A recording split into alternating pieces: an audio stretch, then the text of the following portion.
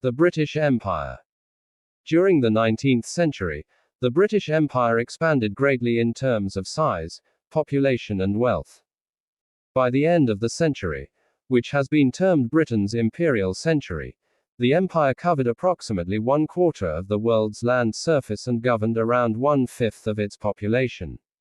It is not surprising, therefore, that news and discussion about and from Britain's sprawling empire was an ever-present feature in much of the newspaper press. This essay will attempt to put this news in context, outlining the history of the British Empire during the 19th century and in particular examining the effects the empire had on Britain and its home population. The British Empire at the beginning of the 19th century. Although Britain had lost 13 of its North American colonies in the early 1780s, it still retained a vast and varied collection of colonies at the close of the 18th century.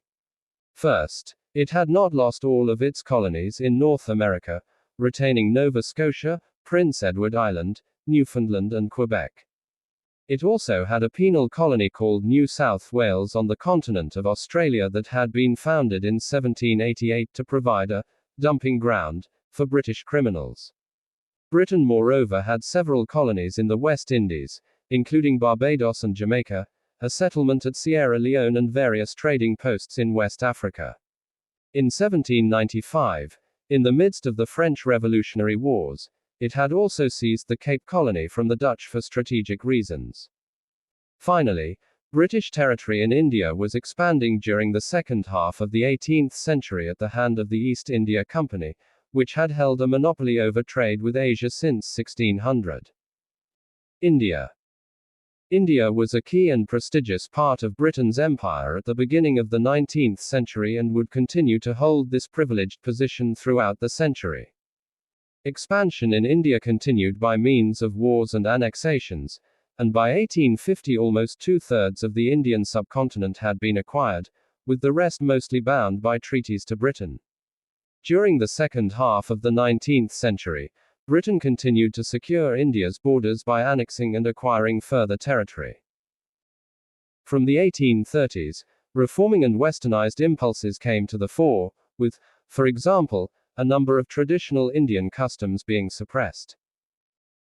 However, the Indian Mutiny of 1857-58, when elements of the Indian Army rebelled and the British lost control over a large tract of northern India, taking much desperate fighting to restore their authority, was a big shock and caused the government to reassess its approach in India. As a result, the East India Company was abolished and the area the company had administered was placed under formal imperial rule. British governance in India also changed direction, with the government thereafter being hesitant to interfere in religious and social customs, believing that it had been the policy of Anglicization that had caused the rebellion. Instead, it started to support traditional Indian rulers and concentrate on material improvements, particularly railway building. Such improvements, along with the opening of the Suez Canal in 1869, led to India growing in economic importance to Britain during the second half of the 19th century. By the 1880s, India was taking 1/5 of British overseas investment and almost 19% of British exports. West Indies. During the late 18th and early 19th centuries, another lucrative part of the British Empire was its colonies in the West Indies, where coffee, cotton and particularly sugar were grown on large slave plantations. However, this boom proved to be temporary. The abolishment of slavery in 1834 and the ending of preferential tariffs on sugar from the West Indies in 1846 dealt considerable blows to Ireland's plantations. Costs and competitors, not inhibited from using slave labor, increased, and labor was in shortage, with indentured laborers, particularly from India, having to be recruited. By mid-century, the plantations were struggling. Moreover, the transition from slave to free societies created many tensions, and colonial self-rule was eventually replaced by direct rule throughout the West Indian colonies by the mid-1870s. The white settler colonies. Another major part of Britain's empire during the 19th century was its white settler colonies, including Canada, Australia, South Africa and New Zealand, which had been annexed in 1840. They all had expansionist impulses, often at the expense of the native populations, with all of these colonies expanding in size during the 19th century. Their populations also increased. By 1901, 11.5 million people lived in Britain's settler colonies, up from 550,000 in 1815, with this growth being achieved both through natural increase and immigration, particularly from Britain. While many colonies were ruled autocratically by Britain, the colonies of settlement were allowed to rule themselves as far as possible, with appointed governors sharing some of their authority with locally elected assemblies. Responsible government, essentially, colonial internal self-rule, was first introduced in the Canadian colonies in the 1840s and early 1850s and was eventually extended to the other settler colonies, Australia and New Zealand in the mid-1850s, and the Cape Colony in 1872. In 1867 the colonies of Canada East, Canada West, New Brunswick and Nova Scotia joined together to form the Dominion of Canada, and in 1901 the Australian colonies came together to form the Commonwealth of Australia. By the end of the 19th century, these areas had been transformed from restricted or insecure outlying colonies into confident, wealthy, self-governing societies. Africa and Asia. During the late 19th century, dramatic extensions of British territory were made in Africa and Southeast Asia. During the 1880s and 1890s, Britain added greatly to its territory in Africa during the so-called European Scramble for Africa. Britain's gains included Egypt, although it never became a formal colony, Kenya, Uganda, northern and southern Rhodesia, and eventually the Afrikaner republics of southern Africa, the Orange Free State and the Transvaal, as a result of winning the Boer War, 1899–1902. Some became crown colonies, others became protectorates, and others were administered by chartered companies. However, with the exception of the Cape Colony and the Transvaal, these African colonies were relatively insignificant economically.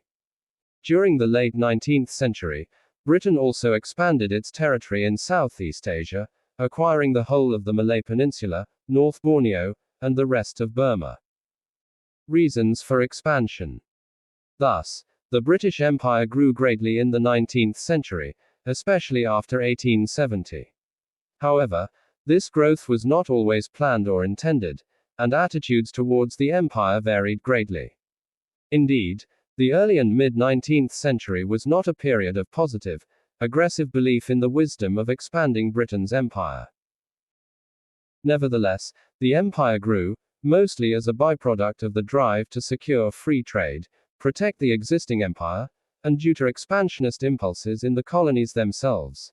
Indeed, very often the British government had little control over events in the colonies, and annexation was always seen as a last resort.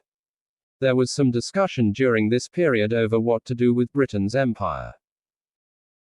However, while some argued that the colonies were expensive and useless, providing little in return for all the money spent protecting, governing and policing them, many believed that the empire should be sustained, as it confirmed Britain's status as a world power and was useful strategically, economically and demographically, as an outlet for Britain's expanding population.